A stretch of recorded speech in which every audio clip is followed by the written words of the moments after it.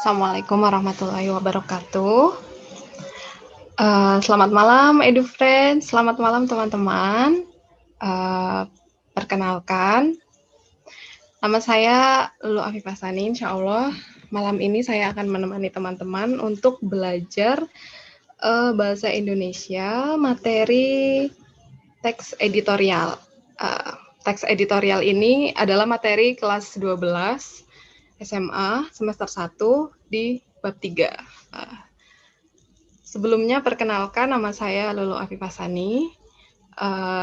Saya tempat tinggal ada di Kebumen, dulu kuliah di Jogja. Oke, kita langsung mulai saja ya. Pembahasan teks editorial. Oke.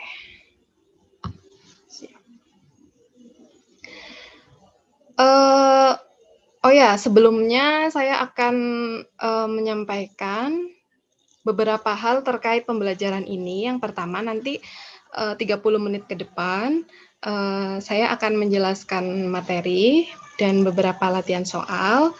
Nanti setelah itu, kita akan melanjutkan latihan soal kuis di grup Widya Edu. Nah, nanti di situ ada 10 soal yang teman-teman bisa kerjakan. Nanti kita bahas di situ bersama-sama. Oke. Begitu. Oke, kita lanjut ke tujuan. Tadi kan sudah dipaparkan, malam ini kita belajar tentang teks editorial. Kenapa sih kita harus belajar teks editorial? Nanti tuh kita dapat apa gitu di materi teks editorial? Mungkin beberapa teman-teman menjawab, oh karena teks editorial ini adalah materi saya, materi kelas 12 gitu ya. Tapi kalau misal berpikir seperti itu, terlalu tertekan ya. Kita mencoba untuk belajar secara santai, secara fun. Kita harus belajar teks editorial. Nanti kalau kita setelah belajar teks editorial ini, kita akan mendapatkan apa gitu. Manfaat apa yang bisa kita dapat setelah kita mempelajari teks editorial ini. Ada beberapa tujuan, ada beberapa manfaat yang mungkin nanti kita capai insya Allah dalam pembelajaran ini. Yang pertama, insya Allah nanti kita bisa memahami isi teks editorial dengan baik. Oke. Kan mungkin beberapa teman-teman mungkin sebagian sudah mempelajari teks editorial, mungkin ada yang masih kurang paham, beberapa ada yang masih bingung. Nanti kita belajar bareng-bareng teks editorial dengan detail dan sampai paham pokoknya ya. Oke. Semoga nanti bisa memahami teks editorial dengan baik. Kemudian poin kedua, nanti intinya teks editorial, poin besar atau poin paling beratnya adalah tentang fakta dan opini. Nanti semoga teman-teman bisa membedakan antara fakta dan opini dengan baik.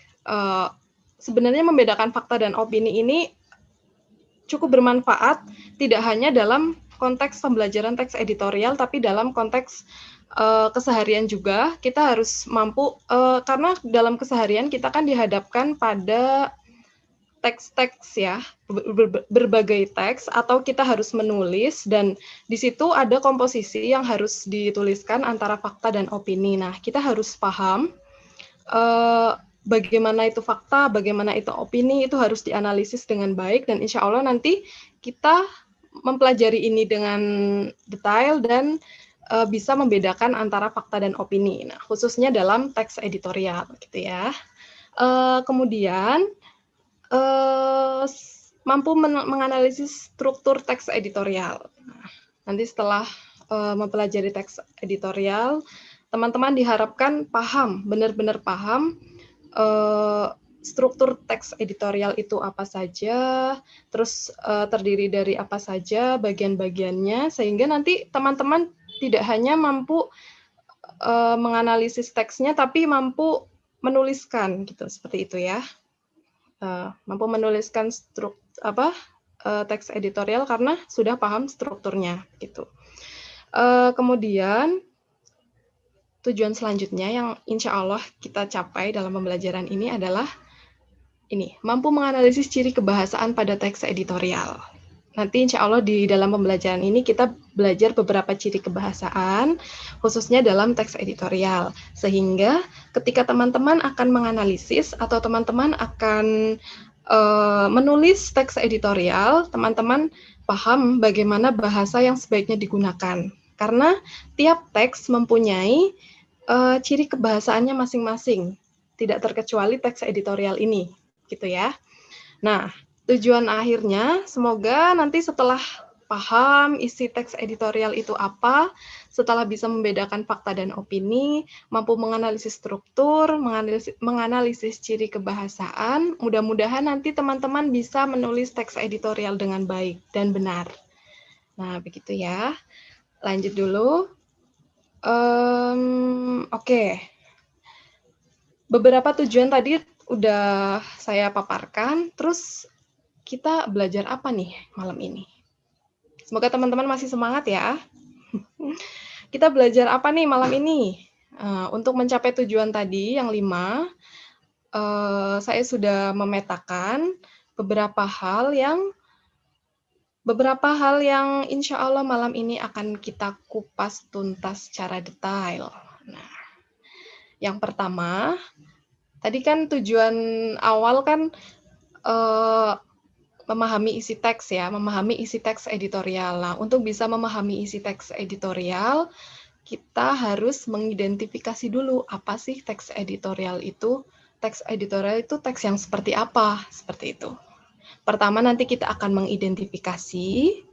Nah, kedua adalah tahap setelah identifikasi adalah seleksi informasi. Seleksi informasi ini nanti akan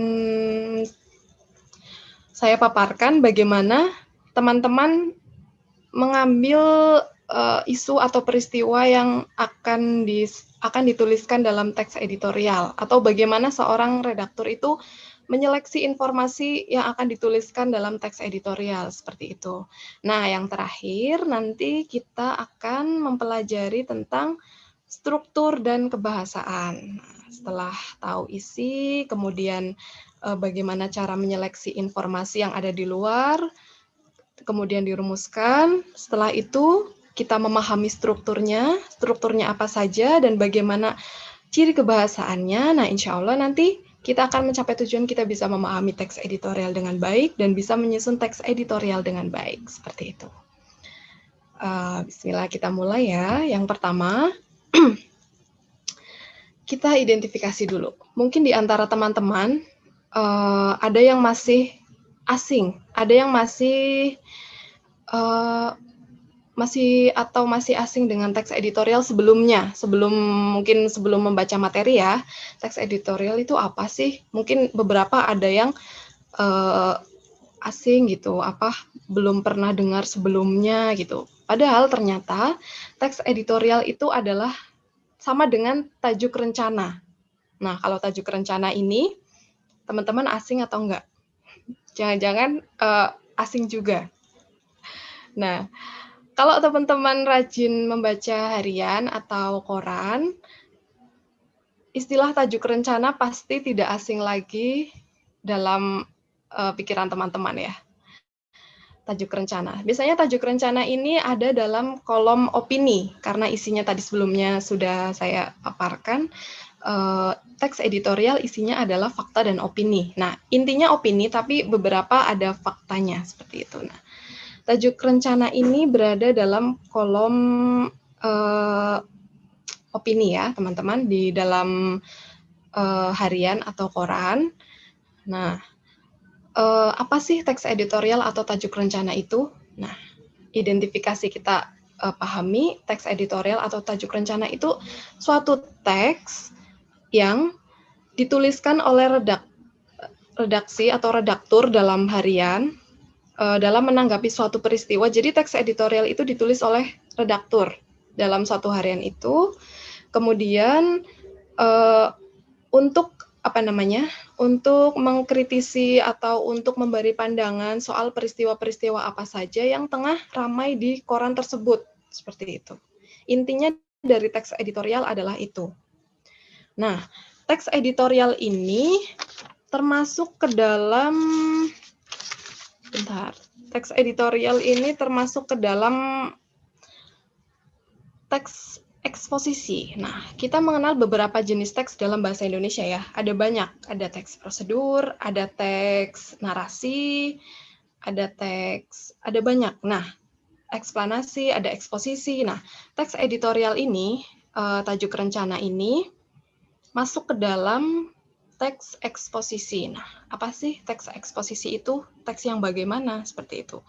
Nah, teks eksposisi itu adalah teks yang menyajikan tulisan berisi pendapat dan fakta. Nah, cocok kan? Tadi kan saya sudah memaparkan isinya teks editorial adalah fakta dan opini. Nah, teks eksposisi juga isinya fakta dan opini. Nah, teks yang memaparkan fakta dan opini yang disertai dengan alasan-alasan logis. Ada banyak jenis teks eksposisi. Nah, salah satunya adalah teks editorial. Seperti itu, paham ya sampai sini? Nah, tujuan dari teks eksposisi ini adalah untuk menjelaskan atau untuk mengevaluasi suatu isu atau kejadian. Nah, ada kejadian yang ramai, peristiwa-peristiwa yang sedang banyak diberitakan.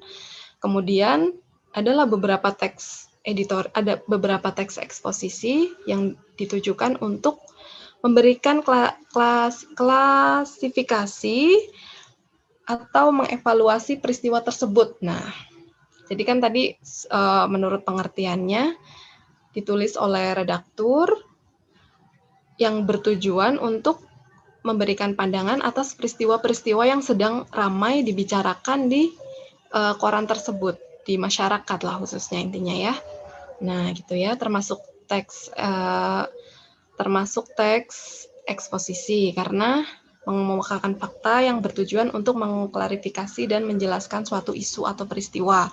Nah, isinya fakta dan opini. Intinya sebenarnya nanti isinya pandangan atau opini ya, teman-teman. Tapi ada beberapa fakta yang dibutuhkan untuk memperkuat opini tersebut. Jadi suatu opini itu dikatakan sebagai opini yang bagus atau opini yang berbobot ketika dia didukung oleh fakta-fakta yang melatar belakanginya. Sama seperti ketika kita menulis teks editorial, nah beberapa kita sudah mengemukakan pandangan atau pendapat. Nah, alangkah lebih baiknya atau jauh lebih baik ketika kita kemudian membackground opini tersebut dengan fakta gitu. Jadi opini yang kita kemukakan itu berbobot seperti itu. Nah, bagaimana? Sekarang sudah paham ya tentang teks editorial? Teks editorial itu sama dengan teks tajuk rencana. Teks yang ditulis oleh redaktur atas respon untuk suatu pandangan dari peristiwa-peristiwa yang sedang ramai dibicarakan. Nah, teks editorial termasuk ke dalam teks eksposisi. Teks eksposisi adalah teks yang mengemukakan fakta dan opini yang disertai dengan alasan logis yang bertujuan untuk menjelaskan atau mengklarifikasi suatu isu atau peristiwa. Nah, kemudian isi besar dari teks editorial adalah fakta dan opini. Seperti itu ya teman-teman, mudah-mudahan paham identifikasi dari teks editorial ini. Kemudian kita lanjut. Nah, tadi kan isi dari teks editorial kan fakta dan opini. Nah, coba kita membedakan fakta dan opini. Mungkin teman-teman ada yang sudah bisa membedakan dengan mudah, mungkin ada yang masih bingung. Coba kita pahami lagi bersama-sama yuk, bagaimana fakta, bagaimana opini. Seperti itu ya. Nah, fakta ini sesuatu hal yang sudah terjadi. Ingat-ingat ya teman, ingat-ingat ya teman-teman, kalau fakta itu sesuatu yang sudah terjadi, kalau opini itu sesuatu yang belum terjadi. Seperti itu. Nah, kalau fakta itu merupakan kenyataan, opini itu sesuatu yang masih bisa diperdebatkan. Gitu ya teman-teman. sedang adzan, mungkin mohon maaf saya akan sedikit melambatkan penjelasan. Oke, kita lanjutkan sampai fakta tadi ya. Fakta itu poin ketiganya, fakta adalah sesuatu yang benar-benar terjadi. Nah, kalau opini itu, opini sesuatu yang belum terjadi, terus masih berupa penilaian, saran, kritik, dugaan, dan harapan. Kita break sebentar ya karena ada adzan, nanti kita lanjutkan lagi. Oke.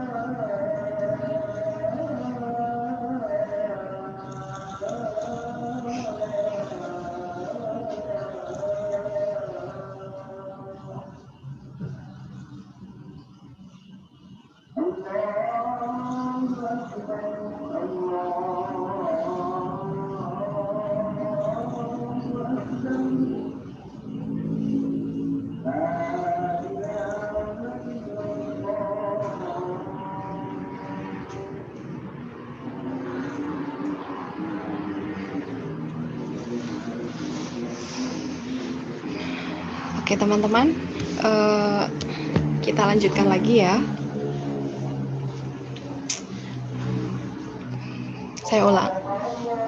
Saya ulangi fakta dan opini tadi. Fakta itu sesuatu yang sudah terjadi, opini sesuatu yang belum terjadi. Kemudian fakta itu berupa kenyataan, nah opini itu berupa sesuatu yang masih bisa diperdebatkan. Jadi sesuatu yang mungkin terjadi atau mungkin tidak terjadi, suatu kemungkinan kalau opini itu. Kemudian, nah fakta itu benar-benar terjadi. Tingkat keterjadiannya itu tinggi. Maksudnya kalau fakta itu, tadi yang poin pertama kan sudah terjadi. Nah, sudah terjadi, opini itu belum terjadi. Nah, kalau opini kan kadang itu sudah terjadi atau belum, itu masih menjadi suatu hal yang meragukan. Nah, kalau fakta ini sudah benar-benar terjadi dan bisa dibuktikan. Nah, fakta itu bisa dibuktikan. Nah, kalau opini itu berupa penilaian, berupa saran, kritik, dugaan, dan harapan. Karena kenapa penilaian, saran, kritik, dugaan, dan harapan itu termasuk ke dalam opini? Karena tiap individu kan mempunyai penilaian atau saran atau pandangan kritik yang berbeda ya. Karena penilaian itu relatif. Jadi itu masuk ke dalam opini atau pandangan tiap orang, tidak menjadi fakta. Gitu. Dan kadang suatu dugaan itu belum bisa dibuktikan dan belum benar-benar terjadi. Itulah kenapa itu termasuk ke dalam opini. Seperti itu ya, mudah-mudahan teman-teman paham antara fakta dan opini. Nah, ini ada beberapa contoh, ada 2 contoh. Satu contoh fakta dan satu contoh opini. Coba kita lihat bersama-sama. Kalimat fakta, coba. Pada tahun 1709, timah ditemukan di Pulau Bangka oleh orang-orang Johor. Coba, apakah ini benar-benar fakta? Pada tahun 1709, berarti ini sesuatu yang sudah terjadi ya, teman-teman. Sudah terjadi pada tahun tersebut, angkanya sudah jelas, suatu peristiwa, kenyataan, dan sudah benar-benar terjadi, dan hal tersebut sudah tidak bisa diperdebatkan karena sudah jelas tahun-tahunnya, peristiwanya apa, seperti itu sudah benar-benar terjadi. Jadi benar ya, ini termasuk ke dalam fakta. Coba kita bedakan dengan opini. Opini. Tidak hanya indah, pantai ini juga begitu nyaman untuk dijadikan tempat refreshing. Coba, kalau kita lihat antara penilaian, saran, kritik, dugaan, dan harapan, ini termasuk ke dalam apa, teman-teman? Tidak hanya indah, pantai ini juga begitu nyaman untuk dijadikan tempat refreshing. Penilaian ya, ini termasuk kita menilai suatu objek pantai, kita menilai suatu kenyamanan di pantai, memberikan pendapat bahwa ini nyaman untuk dijadikan tempat refreshing pantai ini. Tapi tiap orang, antara satu orang dengan orang yang lain, apakah merasakan hal yang sama? Belum tentu. Jadi ini masih bisa diperdebatkan ya teman-teman. Selain berupa penilaian tadi yang sifatnya subjektif, ini juga masih bisa diperdebatkan karena mungkin satu orang mengatakan, oh ini pantainya nyaman, berarti ini enak nih buat refreshing. Tapi ada satu orang lain yang mengatakan, enggak, biasa aja, seperti itu. Jadi belum bisa dibuktikan antara satu orang dan orang lain itu berbeda. Jadi kenapa ini termasuk ke dalam opini, seperti itu ya teman-teman, paham ya? Selanjutnya, nah, oke, tadi kita sudah mengidentifikasi teks editorial, sudah paham pengertiannya, intinya fakta dan opini, sudah belajar bagaimana fakta dan opini tersebut, sudah paham, bisa membedakan ya, semoga teman-teman. Nanti kalau kurang paham, bisa bertanya di live chat-nya. Nanti insya Allah saya akan bantu menjawab dan menjelaskan ulang hal-hal yang masih belum paham, gitu ya. Tahap kedua adalah menyeleksi ragam informasi. Kenapa sih informasi itu harus diseleksi? Kenapa? Karena di dalam keseharian ada banyak sekali informasi. Informasi itu sangat beragam. Nah, ketika kita akan menulis teks editorial, kita perlu menyeleksi ragam informasi kan. Beragam, ada informasi tentang keagamaan, ada informasi tentang politik, ada informasi tentang sosial, budaya, dan lain-lain. Bagaimana langkah-langkah, bagaimana kita harus menyeleksi informasi-informasi yang ada dalam masyarakat untuk dijadikan bahan teks editorial gitu. Yang pertama adalah kita mendata peristiwa yang ada dalam masyarakat. Nah, tadi kan saya sudah memaparkan peristiwa tuh ada banyak sekali, ada peristiwa sosial, budaya, politik, dan lain-lain. Pertama-tama teman-teman yang akan menulis teks editorial harus mendata dulu. Ada peristiwa apa saja yang sedang terjadi di dalam masyarakat. Nah, kemudian setelah didata, setelah didapatkan beberapa informasi yang ada dalam masyarakat, teman-teman klasifikasikan. Ini bagian yang paling penting. Teman-teman klasifikasikan menjadi bagaimana mengklasifikasikannya ini berdasarkan aktualitas, fenomenal, dan kontroversial. Nah, apa ini? Apa tiga ini? Kenapa tiga hal ini harus ada dalam teks editorial dalam mengklasifikasi informasi? Coba kita pahami bersama-sama pelan-pelan satu-satu ya teman-teman. Yang pertama, aktualitas. Apa sih aktualitas itu? Aktualitas itu informasi yang sedang hangat-hangatnya dibicarakan atau diperbincangkan dalam masyarakat. Jadi Pertama, kita sudah mendapatkan banyak informasi, kita cari nih, mana informasi yang aktual, yang aktualitas, yang sedang hangat dibicarakan, seperti itu ya. Nah, aktualitas, salah satu kategorinya. Kemudian yang fenomenal, apa nih fenomenal? Fenomenal itu peristiwanya yang luar biasa, kayak wow gitu, luar biasa, yang ketika orang membaca itu, mereka tertarik gitu informasinya. Hal-hal kan informasi atau peristiwa dalam masyarakat ada yang luar biasa, ada yang besar, ada yang kecil gitu kan.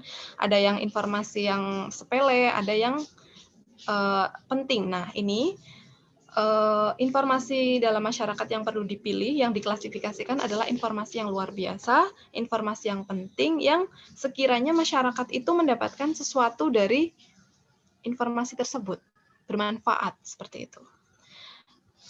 Kemudian kontroversial. Apa ini kontroversial? Karena tadi saya sudah paparkan bahwa teks editorial adalah isinya pandangan, jadi kita harus mengklasifikasikan informasi menjadi salah satunya adalah hal yang kontroversial atau sesuatu yang masih bisa diperdebatkan. Nah, jadi ketika kita sudah menganalisis, mendapatkan beberapa peristiwa, informasi, kita harus tahu bahwa informasi ini nih masih bisa kita angkat untuk didiskusikan atau diperdebatkan seperti itu. Diperdebatkan dalam artian dalam teks editorial tersebut nanti kita memberikan beberapa paparan pendapat yang di background-i oleh fakta seperti itu ya.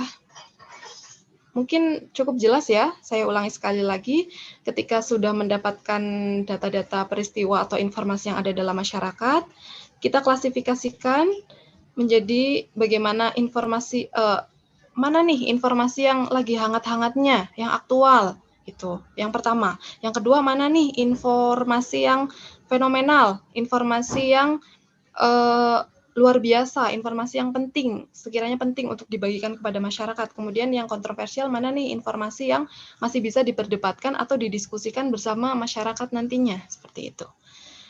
Paham ya? Terus kemudian memperhatikan kualitas penulisan. Nah, bagaimana sih kualitas penulisan dari teks editorial tersebut? Nah, dari teks editorial, nilai jual dari teks editorial adalah bagaimana si penulis ini, si redaktur ini, coba ya kita belajar teks editorial, kita memposisikan diri sebagai redaktur yang menulis teks editorial, seperti itu ya teman-teman, supaya lebih mudah untuk dipahami. Nah, bagaimana sih nilai jual teks editorial? Bagaimana teks editorial yang bagus, yang sekiranya menarik minat membaca masyarakat? Nah, tentu saja teks editorial yang mempunyai kualitas penulisan yang bagus. Nah, bagaimana nih kualitas penulisan yang bagus? Teks editorial yang bagus itu ketika teks tersebut ditulis, tadi sudah berdasarkan ketiga poin yang penting, aktualitas, fenomenal, kontroversial, kemudian diolah lagi, kan ada berbagai pendapat, nanti diolah lagi bagaimana pendapat dari masyarakat yang sudah didapatkan oleh penulis, oleh redaktur itu. Kemudian bagaimana caranya penulis itu mengolah pendapat-pendapat yang kemudian di-background-i oleh fakta. Nah, itu akan melahirkan suatu opini atau pendapat yang berbobot dan berkualitas. Nah, itu nilai jual dari teks editorial, teman-teman. Selain itu,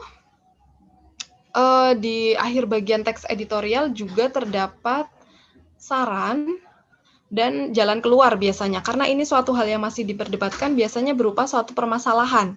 Nah, teks editorial yang bagus, yang mempunyai kualitas yang bagus, biasanya penulis ini, si redaktur ini, akan memberikan suatu saran atau jalan keluar bagaimana menyelesaikan suatu persoalan yang tengah hangat-hangatnya terjadi itu. Nah, itu teks editorial yang bagus, memberikan suatu masukan, saran atau penilaian gitu, saran, masukan, Nah, intinya saran, masukan seperti itulah ya teman-teman.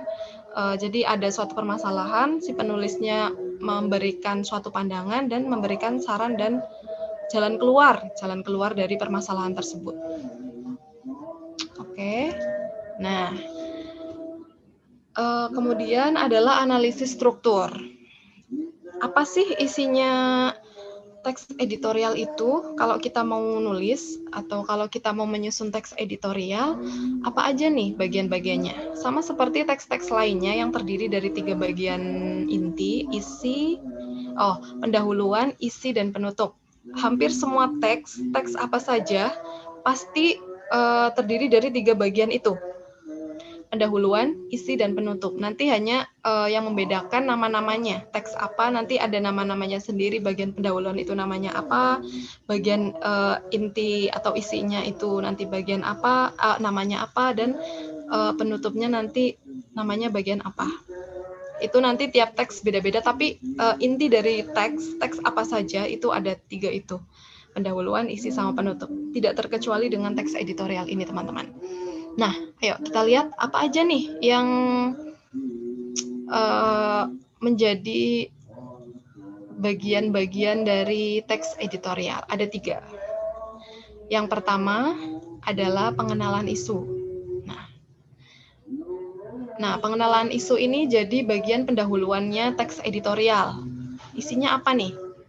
Pengenalan isu dalam teks editorial itu isinya ya isu apa saja yang akan dibahas, permasalahan apa yang akan dibahas dalam teks tersebut dipaparkan secara umum ya dalam pendahuluan ini secara umum, dan disertai beberapa pendapat untuk mengantarkan ke bagian inti nanti.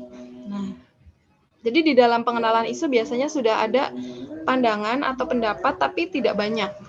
Sifatnya hanya mengantarkan ke bagian intinya, seperti itu teman-teman. Bagian pendahuluan, kemudian yang kedua adalah intinya atau bagian isi. Dalam teks editorial disebut penyampaian pendapat atau argumen. Nah, ini full. Sebagian besar intinya atau isinya adalah tanggapan. Nah, itu tanggapan-tanggapan opini yang nanti diseimbangkan atau di-background-i oleh fakta-fakta yang melatar belakangi supaya pendapat itu kuat, seperti itu ya teman-teman. Jadi isunya tadi sudah dipaparkan, terus diantarkan oleh beberapa pendapat ke bagian inti. Nah, intinya ini full isinya adalah argumen tanggapan dari redaktur tersebut, seperti itu ya. Terus kemudian adalah bagian penegasan. Nah, bagian penegasan ini adalah simpulan dari teks editorial. Penutup, bagian penutup. Isinya apa sih di bagian penegasan ini? Isi dari bagian penegasan ini adalah simpulan, saran, rekomendasi, atau harapan. Gampang ya? Mudah-mudahan ini mudah dipahami. Struktur teks editorial hanya ada 3 dan cukup bisa dipahami lah insya Allah ya. Kita ulang sekali lagi, ada struktur teks editorial, ada pengenalan isu, kemudian ada penyampaian pendapat atau argumen, yang ketiga adalah penegasan, pendahuluan, isi, dan penutup. Seperti itu ya kira-kira teman-teman. Kita lanjut. Oke, nah ini bagian endingnya. Setelah tadi kita mengidentifikasi teks editorial, sudah menyeleksi bagaimana caranya menyeleksi atau mendapatkan informasi yang ada dalam masyarakat, terus kemudian tahu strukturnya, tadi ada 3 strukturnya, kemudian kita harus tahu karakteristik bagaimana sih bahasa atau bagaimana sih kebahasaan yang digunakan dalam teks editorial. Ada 4 ciri kebahasaan yang dominan yang digunakan dalam teks editorial. Nah, kita akan kupas. Yang pertama, dalam teks editorial itu ada banyak sekali kalimat retoris. Mungkin teman-teman sudah tidak asing lagi dengan kalimat retoris. Ayo, apa itu kalimat retoris? Kalimat retoris itu adalah kalimat tanya yang tidak memerlukan jawaban. Jadi kalimat tanya itu hanya ditujukan untuk direnungkan. Misalnya seperti ini. Apakah kondisi ini akan apakah kondisi ini akan terus berlanjut, akan terus seperti ini? Apakah kau akan terus seperti ini? Itu kadang beberapa orang mengemukakan hal tersebut tidak untuk dijawab, tidak mengharapkan suatu jawaban, tapi ditujukan untuk ketika orang mendengar pertanyaan itu, mereka akan merenungkan, akan menjadikan pertanyaan itu sebagai bahan perenungan. Seperti itu kalimat retoris. Kalimat yang tidak memerlukan jawaban, tapi ditujukan untuk perenungan. Seperti itu ya. Nah, karena teks editorial itu suatu pandangan untuk menyelesaikan suatu permasalahan atau isu. Jadi di dalam teks tersebut, dalam teks editorial ada banyak sekali retoris.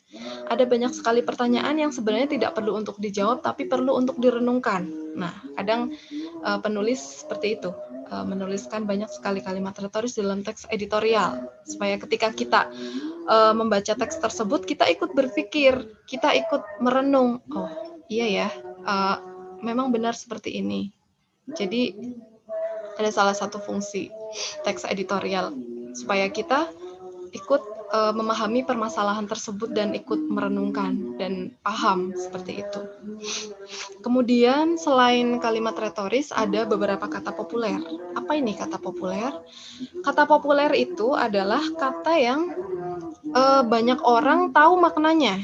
Karena kan teks editorial ini kan berada di dalam harian. Nah, di dalam harian atau surat kabar tersebut ada banyak sekali pembacanya dari berbagai kalangan. Ada yang dari kalangan remaja, tua, dan laki-laki, perempuan. Ada banyak sekali kalangan yang membaca surat kabar. Nah, diharapkan teks editorial itu menggunakan kata-kata yang populer, kata-kata yang banyak orang paham, bukan kata-kata yang asing. Kata-kata yang mudah dipahami atau kata-kata yang sudah biasa digunakan dalam keseharian masyarakat. Seperti itu ya, karena target pembacanya ada banyak dari berbagai kalangan. Penulis berharap teks tersebut mampu dipahami oleh siapa saja yang membaca, seperti itu. Kalimat retoris, kata populer, selanjutnya adalah kata ganti petunjuk. Dalam teks editorial ada banyak kata ganti petunjuk. Apa contohnya kata ganti petunjuk? Ayo.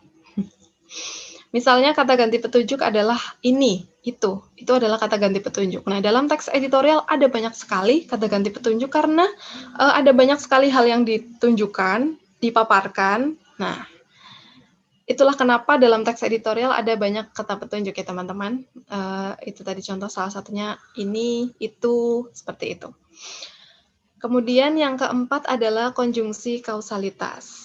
Nah, konjungsi kausalitas itu apa? Konjungsi kausalitas adalah kata hubung atau yang menghubungkan kalimat karena adanya sebab akibat, kausalitas, sebab akibat. Nah, kan tadi sudah saya paparkan bahwa inti dari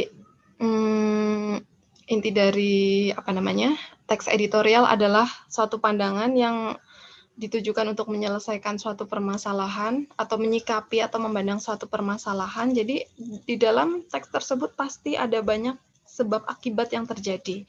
Itulah kenapa dalam teks editorial ada banyak sekali konjungsi kausalitas. Seperti itu teman-teman.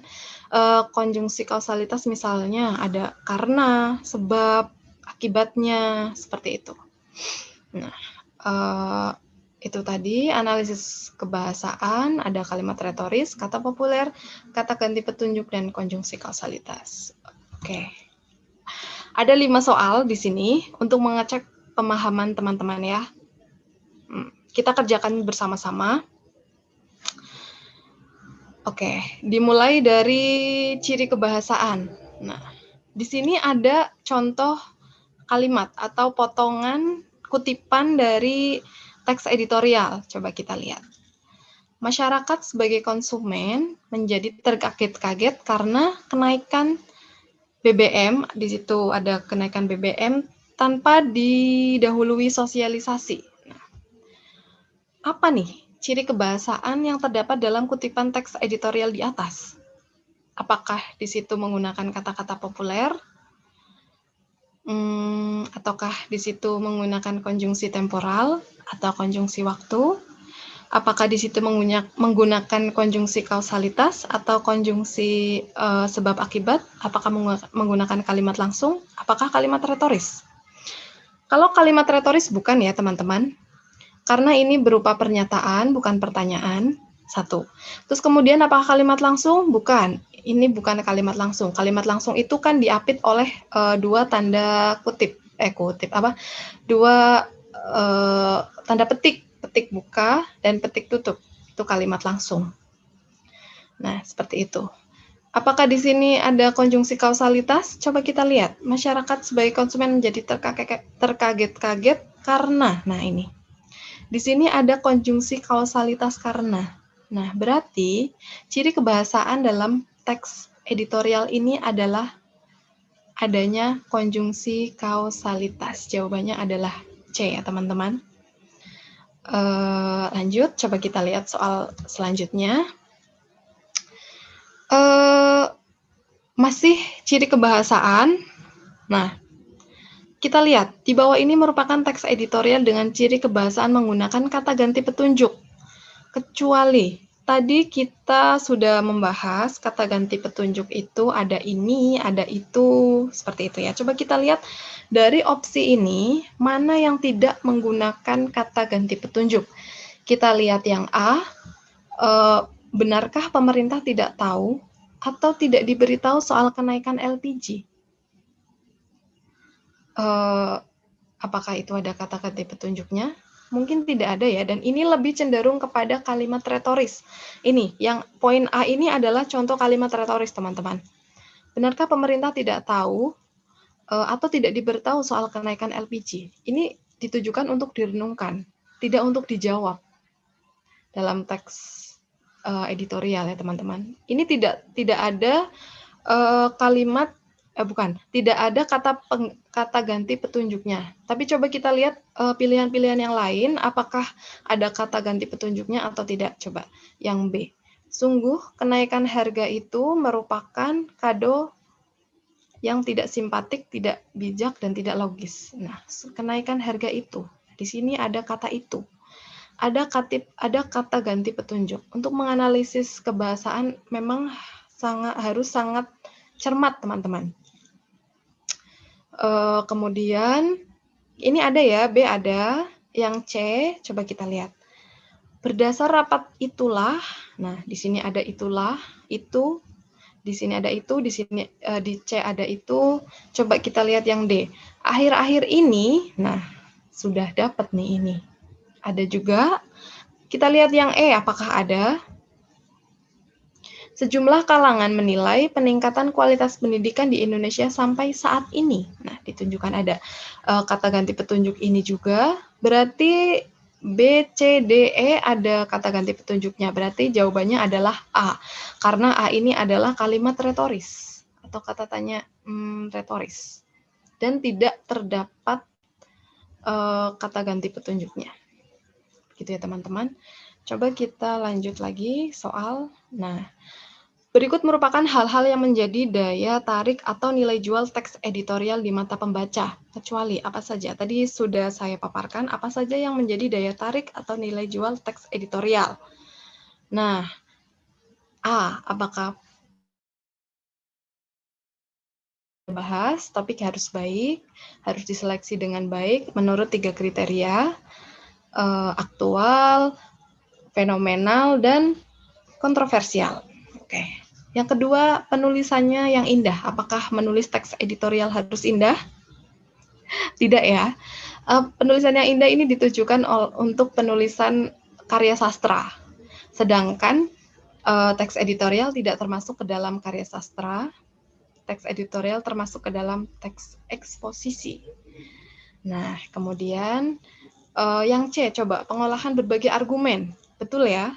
Karena tadi sudah saya paparkan bagaimana teks editorial yang baik adalah ketika penulis bisa mengolah argumen itu bersama dengan fakta-fakta yang melatar belakanginya, sehingga argumennya menjadi argumen yang berbobot, argumen yang bagus, argumen yang baik. Nah, kemudian ada pemberian saran. Oke, benar, karena di sini menjadi salah satu kelengkapan. Saran itu menjadi bagian akhir. Ketika penulis memberikan saran, berarti itu menjadi suatu hal yang baik. Oke ya. Kemudian yang ada pemberian solusi atau jalan keluar, sama. Berarti betul. Berarti kecuali yang tidak menjadi nilai jualnya adalah penulisan yang indah, karena tidak harus indah, tapi harus baik, seperti itu kalau teks editorial.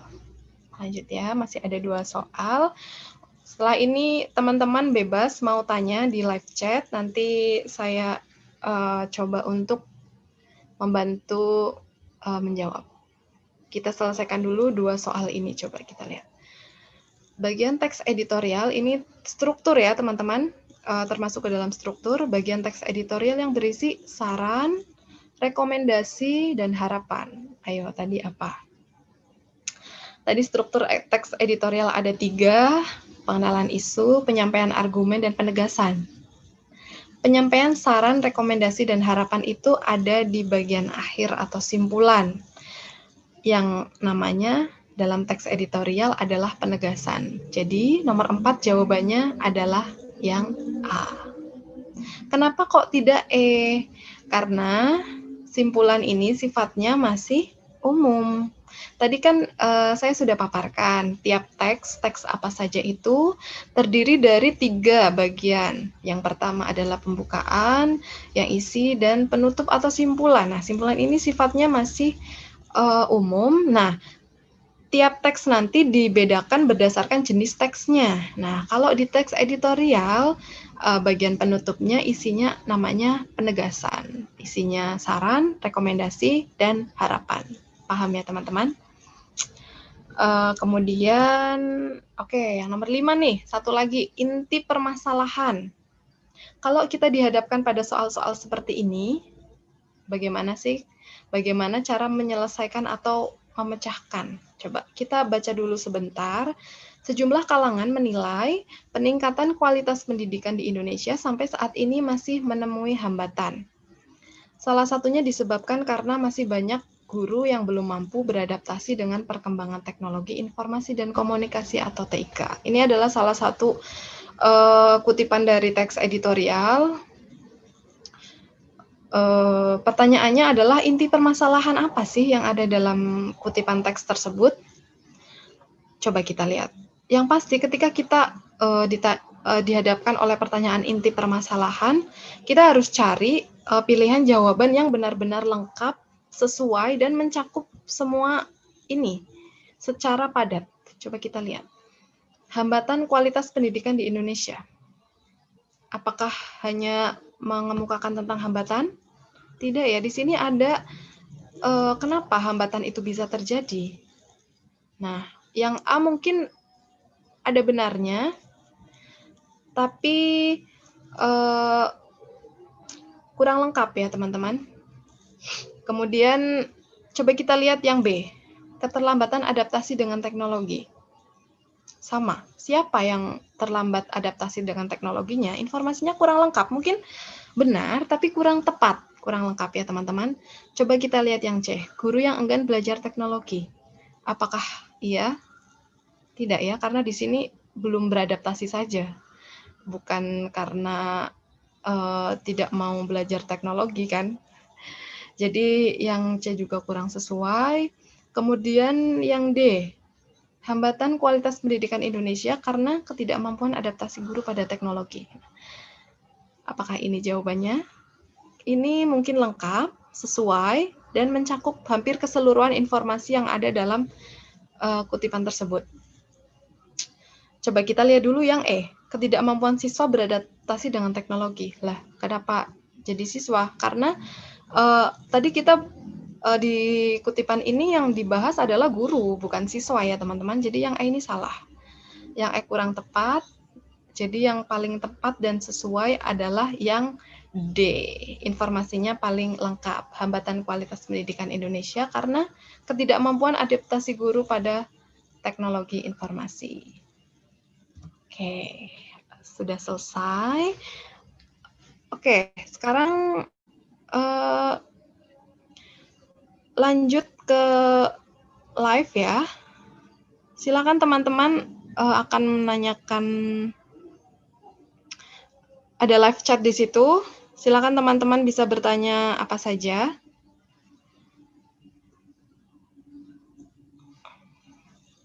Oke.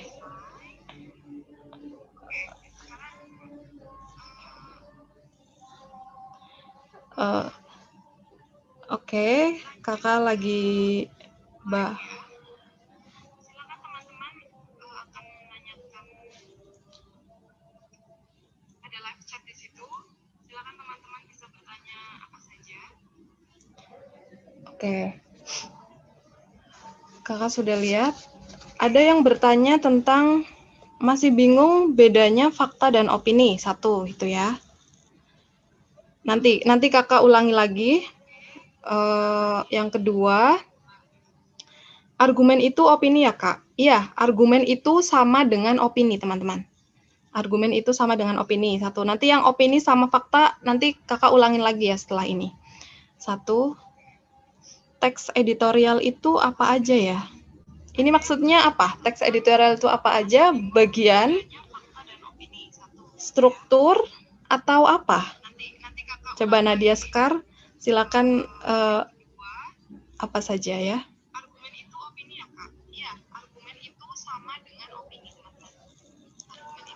Kemudian ada pertanyaan lagi, kalau ada kalimat menurut para ahli atau menurut penelitian itu masuk opini atau fakta, Kak?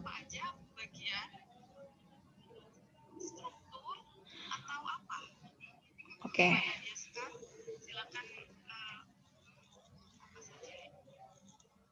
Siap.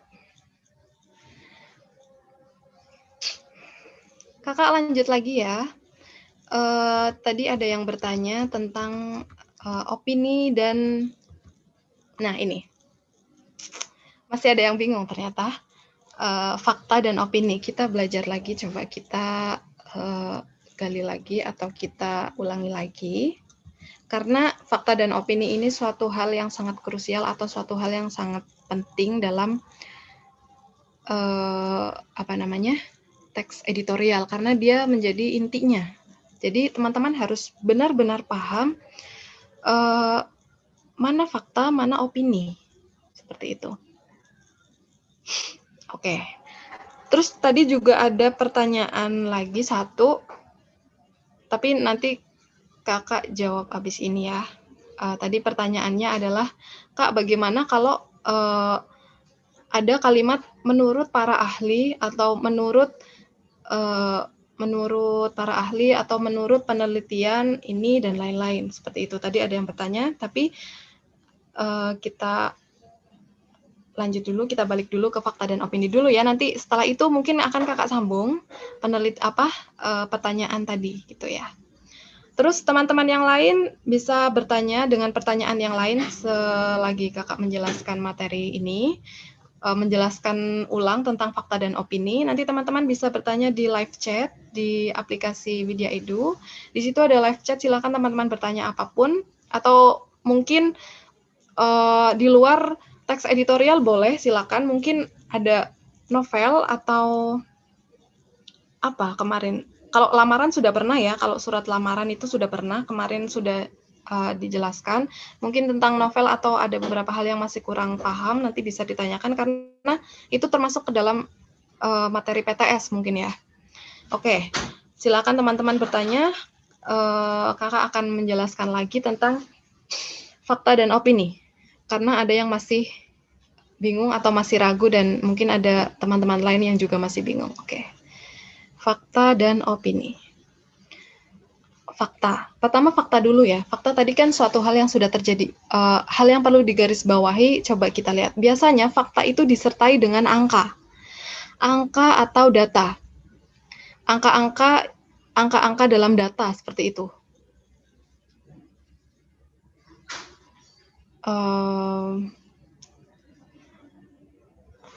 Seperti itu ya teman-teman. Sebentar.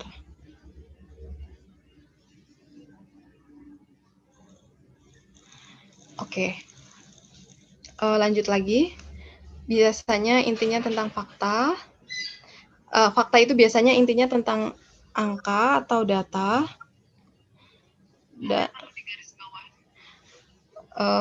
Biasanya ada apa namanya? Angka ya, benar angka. Misal ini, tadi contohnya kan tahun. Di sini ada tahun 1709. Ini ada angka. Biasanya kemudian ada lagi misal jumlah korban. Jumlah apa yang di situ menyertakan angka, biasanya kemungkinan besar itu fakta, tapi jangan terkecoh. Mungkin sebagian besar itu mengarah ke fakta, tapi tidak bisa langsung disimpulkan itu adalah fakta. Ya. Jadi perlu ditelaah lagi, selain itu ada angka di situ, apakah sesuatu itu sudah terjadi? Ini, apakah sesuatu benar-benar terjadi, sudah terjadi atau belum, benar-benar terjadi atau tidak, apakah itu suatu kenyataan? Seperti itu. Itu fakta. Kalau opini itu biasanya poin besarnya ini sih, yang ketiga. Ini hal yang paling membantu kita untuk menentukan apakah itu fakta atau opini. Kita harus paham bagaimana kalimat yang berupa penilaian, bagaimana kalimat yang berupa saran, bagaimana kritik, dugaan, dan harapan, karena itu sudah pasti mengarah kepada opini. Karena itu sifatnya subjektif ya teman-teman.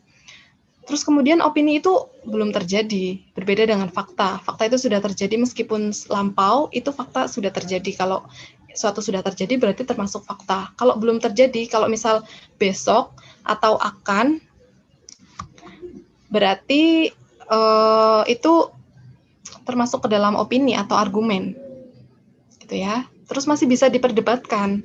Kalau fakta itu sudah bisa dibuktikan, sudah terjadi, benar-benar terjadi, dan ya udah orang-orang itu tidak bisa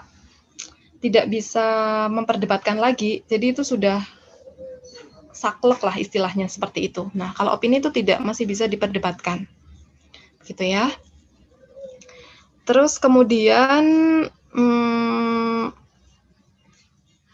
oke, mudah-mudahan paham ya. Perbedaan fakta dan opini. Terus kemudian dilanjutkan tadi Kak, kalau misalkan kalimatnya itu diawali dengan menurut penelitian atau menurut ahli, begini, itu ada triknya. Kalau penelitian itu sudah terjadi, itu berarti fakta. Dan ketika menurut para ahli, dan itu berupa teori, itu termasuk ke dalam fakta. Memang itu awalnya opini, tapi ketika sudah menjadi suatu teori, itu sudah berubah menjadi fakta, karena itu sudah bisa dibuktikan. Kira-kira seperti itu. Mudah-mudahan bisa menjawab ya. Mudah-mudahan pertanyaannya bisa terjawab. Seperti itu. Terus mungkin ada yang akan tanya lagi? Masih kakak tunggu. Silakan. Teman-teman kalau masih ada yang akan bertanya terkait teks editorial, boleh. Nanti kita belajar bersama-sama. Kita pecahkan bersama-sama. Seperti itu ya. Dan ketika menurut para ahli, dan itu berupa teori, itu termasuk dalam fakta. Memang itu awalnya opini, tapi ketika sudah menjadi suatu teori, itu sudah berubah menjadi fakta, karena itu sudah bisa dibuktikan. Kira-kira seperti itu. Mudah-mudahan bisa menjawab ya. Silakan teman-teman yang lain yang ingin bertanya lagi. Mungkin nanti untuk lebih jelasnya ada latihan soal. Silakan teman-teman kerjakan di grup kelas. Di grup kelas itu nanti ada latihan soal 10 soal, ada beberapa juga fakta dan opini, mungkin nanti kita bisa bahas lebih jauh di situ setelah live ini disudahi. Silakan dikerjakan dulu, nanti kita bahas bersama-sama, nanti insya Allah kakak juga ada di situ untuk membahas bersama-sama dan kalian bisa tanya apa saja. Ini di live chat, silakan kalau mungkin ada yang akan tanya lagi, nanti kakak akan jawab.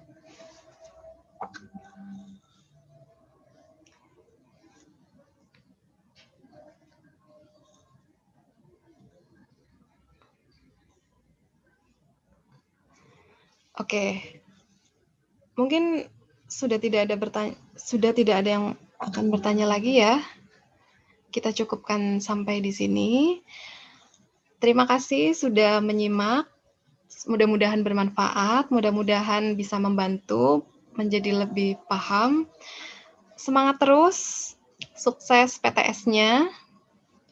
Kita move ke grup, kita kerjakan soal di situ dan kita bahas soal di situ, oke? Dadah teman-teman, terima kasih, sampai jumpa.